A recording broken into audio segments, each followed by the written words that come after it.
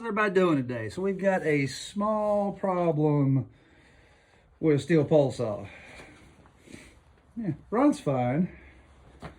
Just the gear head housing's been lopped off. So I've got another video of this, but I did want to show you. So last time I used a used housing. This time, because both pieces are broken, we're gonna have to clean that up. I mean, it's pretty goopy in there. We'll get everything tidied up. But here's what you get from Stihl. So you got to buy this half, and then there's another half that goes with it. And we'll actually have to seal this up after we install, well, everything. It came without boxes, ribbons, or tags. How can I keep the parts machine going? So let's see what's not here. Well, you don't have your glides for your chain. You don't have a chain tensioner. Oh, you don't have a bar stud. Oh, you don't have an oil tank vent. Oh, you don't have an oiler gear. So in order to get the oil pump out of there, this is it right here. I made a small puller. So here, let me set you down and I'll kind of show you how this went. So if you can get a visual on this, this is your oil pump. It's actually driven in here and sticks out less than 1/4 of an inch. And I actually marked that height with something way too overly precise. Where'd it go? So that's where, when I drive the pump back into this new housing, that's the height that I want the gear to be at, so it's correct. You may not have to get so high-tech to do that. But anyway, the bottom of this oil pump has a thread for an M5, so you screw that in there and just make your own little homemade puller. I just needed something right here, so you hold the screw steady, and then you turn the nut to tighten, and it draws the oil pump out of there until you've got it in your hand. So, I mean, that's easy peasy. I just thought for sure that this housing would actually come with something. Anyway, let me get this thing buttoned up. I'll take a couple of quick videos of how to put it back together, how to grease it, and we'll get it back on the machine and get this one serviced and out the door. Alrighty. So I've got the oil pump just started, but I want you to look at this. This groove right there needs to line up with this right here. That is your oil pickup that comes over here and oils your bar, or oils your chain. So get that started, and then we'll drive this down. I've got the threads all the way down so I don't damage anything, and I'm just going to lightly tap. It's a slight interference fit, so I mean, you're not going to have to wail on this. And then I'll check my height on how far it sticks up out of this hole, so that way I won't have any problem with it matching up with my little worm gear right here on the drive shaft. Okay. All right, I installed the bar stud here. I mean, this is the same way you get it out. You take 2 spare bar nuts, and then you tighten the top one, right, and then loosen. If you bind these two onto each other, then you can make sure that bar stud's in there. And then you can unlock them. Take that one off, that one off. And you know, you just screw it into a little aluminum housing here, so don't get too crazy. The Loctite will hold everything right there. I just used a 1/4 inch drive extension to install. That's your breather for the oil tank. So that way when this tank bakes in the sun, air can escape so it doesn't go under pressure. Or, and as the bar oil is depleted, this will also allow air back into the oil reservoir so you don't have any issues. Let me back you out here just a little bit and take you back to the bench, and I'll show you what we got. Sorry, I'm sniffly. Pollen's out like crazy. 'Tis the season, you know.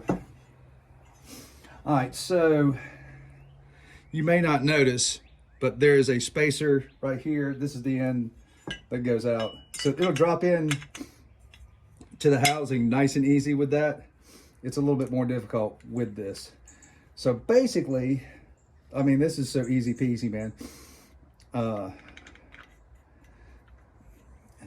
The other gear, and it just lays right in there. Make sure all this stuff's squeaky clean. And I'm a big fan of this FS Super Lube. This is the dark colored grease. Man, this stuff is awesome. You know, it's expensive. I mean, you could use, you know, your regular axle grease, you know, if you got a good moly grease, or some Mystic or something like that. But I mean, this isn't crucial. And you know, the height of the worm gear is on there, so it turns, everything's happy. You will have to use some Permatex, something oil resistant to make these two, or to mate these two pieces back together. I think that's about it. We're just going to drop in. There's no, you know, the chain tensioner just goes back in. You just tap it into place. There's no hardware that keeps it in place, just the press fit into the case. All right, we're on the money run of this. Let me get it sealed up and we'll show you the finished product. Before we get going too much farther, in that end of that hole is the pickup for the oil pump.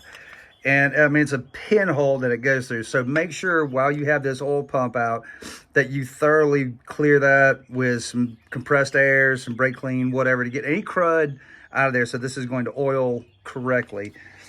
You know, here's your little plastic fitting. It just gets shoehorned back in there. It's not plastic, it's actually rubber. But that's your screen. I don't know if you can see. There we go. It's not going to keep out tiny stuff. So, you know, these gear heads get clogged up and it's a pain to pull that out. Well, not that bad. One other thing, you know, this, look how nice that casting is. You know, it's no dings, no scratches. Both of these came from the dealer, you know. One's in a steel bag, the other one's in a steel bag with like a sticker on it. And I'm kind of looking at the casting, and it's, you know, it's a little rough. You know, I was like, yeah. I took it out of the bag, and I'm like, geez, all right. You know, maybe this got bounced around a lot. Then I looked. Fabrique au China. I didn't know Fabrique was Chinese. What do y'all think? All right, got a thin coat of Ultra Black. You can use Honda Bond HT. This stuff binds, or actually, because it's a silicone based, it's actually got some grip. So it'd be difficult if I ever have to take this apart, or for the next guy, where this Ultra Black has some decent grip. It just doesn't, this stuff's hellified. But just as long as whatever you got is oil resistant, just a decent amount of grease in there. We've got some underneath, some on the gears to get things started, some on the oil pump, and then did a super light coat. Nice and tidy. Just enough. There's a channel right here, so I made sure those were full, but you don't want a lot of excess on here. You know, you're smashing this in between two cast surfaces, so you're only trying to seal imperfections. So easy. Okay, the gear housing's buttoned up. I slid the piece of plastic, or excuse me, piece of rubber back in. We got the filter screen. So make sure it looks like that. That way it's all sandwiched in there. There's only one way to install this. It's pretty straightforward. All we have to do now is get our reservoir bolted on. We'll slide on the spacer gear.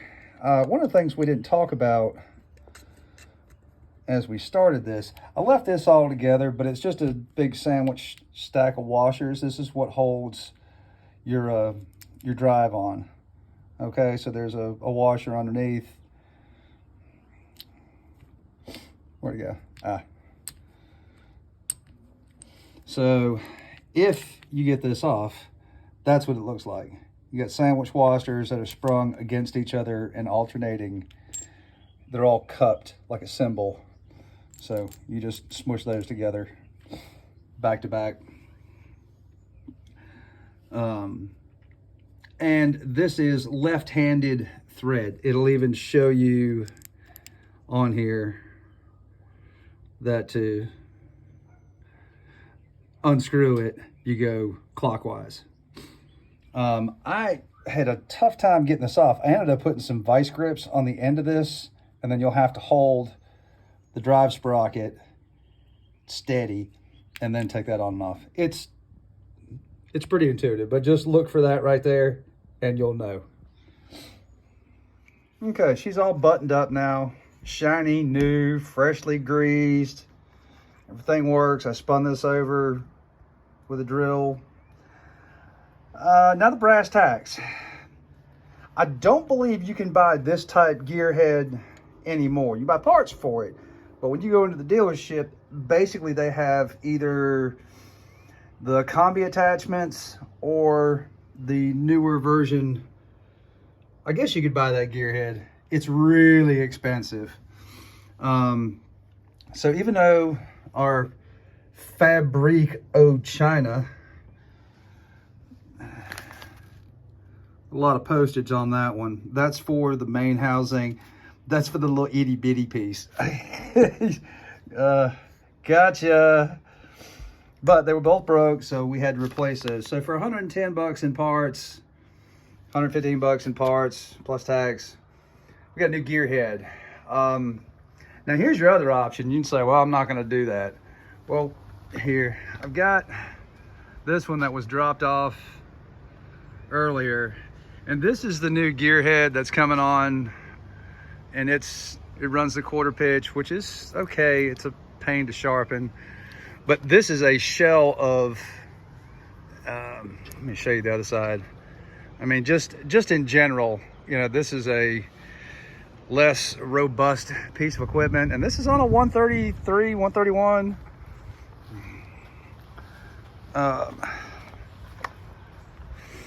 But you know, these new gear heads are not up to the abuse that this can take. So anyway, thanks for sticking with me to the end. I'll have some more content up. I've been a little slack this month. Took a week off and then got buried with equipment. So I've been more head down than making videos. We'll get some oil testing done for those of you who like to keep up with that kind of stuff. But I think that's a good repair and money well spent, you know. Things happen and everything's fixable for a price. Y'all have a great day. Thanks for watching.